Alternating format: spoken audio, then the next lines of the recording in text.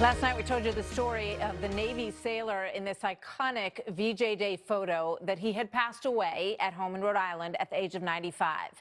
For decades, this photo has represented the ebullience of the moment when Americans began learning the news, the joyous news, that World War II was finally over. And when I looked at this photo yesterday, it occurred to me that there might be somebody who might look at it and not see it through that lens, but through the Me Too movement of today. And sure enough, that night, somebody defaced this statue replica of the image by spray painting the words #MeToo on the nurse's leg. Here now, Beverly Hallberg. She's the president of District Media Group and the granddaughter of a World War II veteran, and Dr. Jocelyn Lair, gender-based violence expert. Good to have both of you with us this evening. Thank you. Beverly, let me start with you. What's your reaction when you see the red paint dripping down her leg? Well, even on this story, after they did put graffiti on this statue, I went through my Twitter feed just to see what people were saying. You actually have people 2 days after this war hero passed away calling him a sexual predator.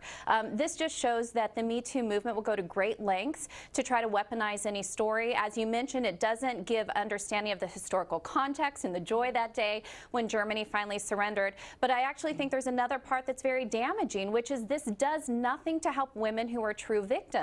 So I stand with groups that want to advocate for women who have been victimized. But when everything becomes an outrage, true justice is actually hard to achieve. Let's look at the woman who was kissed, because she was interviewed about the kiss. Her name is Greta Zimmer Friedman.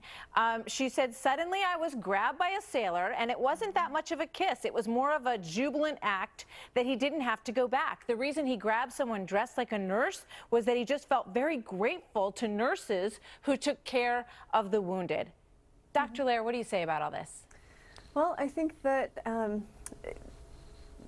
it's an assault that happened, right? I do agree that context, it's helpful to understand and to look at the broader context of something, but if we're gonna get to the nuts and bolts of how you would define it legally, it was a non-consensual kiss. She acknowledged it, he acknowledged it as well.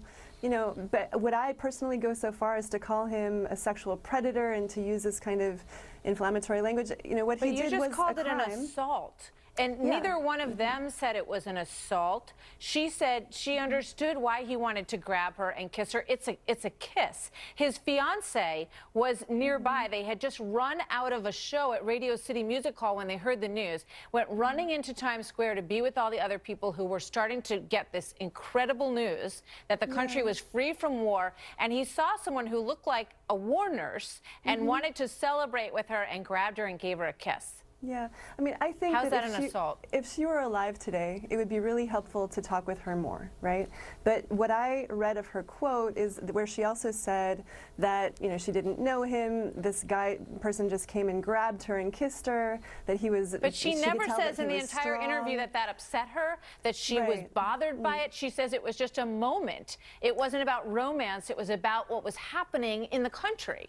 Yeah, I think it would be...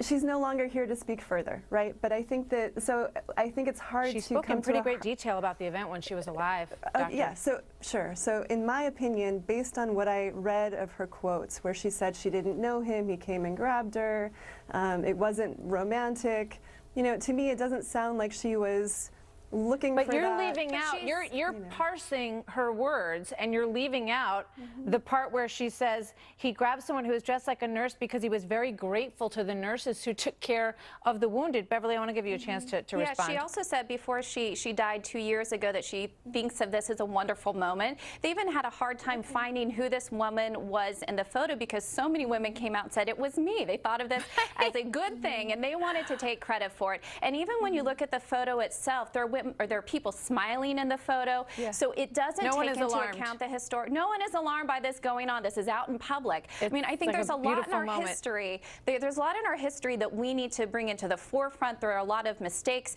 that has been made in America's history. But this man kissing this woman when Germany has finally surrendered is not that dark stain. It's called unconditional surrender, which is obviously an echo of the agreement that was reached with Japan, and with her surrender to having this kiss from this stranger is, I think most people look at it that as sort of a beautiful parallel in a lot of ways. At least that's the way I look at it. You're absolutely entitled to your opinion. What about defacing this statue with this red paint? And how does that serve people who are genuinely being assaulted in the country? Look, I think that whoever, I personally am not a fan of defacing public art. I think there's other ways to start the conversation. I think a couple of key constructive takeaways, regardless of your, people's opinion on how they interpret these quotes from people who passed away, I think a couple of important takeaways that we can probably all agree on are, number one, when women are assaulted, they don't always fight back, right? And so an assault can look consensual from the outside, if somebody doesn't know what's going through the head of that person who was caught by surprise or who felt that they couldn't fight back, so that's one. And number two is, I can only go ahead real quick because go ahead. Just that just to say, I think there's been a lot of backlash around the Me Too movement, and I just want to acknowledge, most men are good men, most men are against sexual assault and harassment, and what we most need are for that vast majority of good men to just intervene when they see something happening that shouldn't be happening. I think most people agree that this World War action. II veteran was a very good man. He and this woman and his wife kept in touch through Christmas cards all throughout the years, and they cherished this photo as an important moment in their lives. So to say that he assaulted someone, I think, is a disservice to his memory. He's 95 and he just died yesterday. So we're going to leave it there. Her response is what matters. I agree. Thank you very much to both of you for being here tonight. Thank you, Beverly.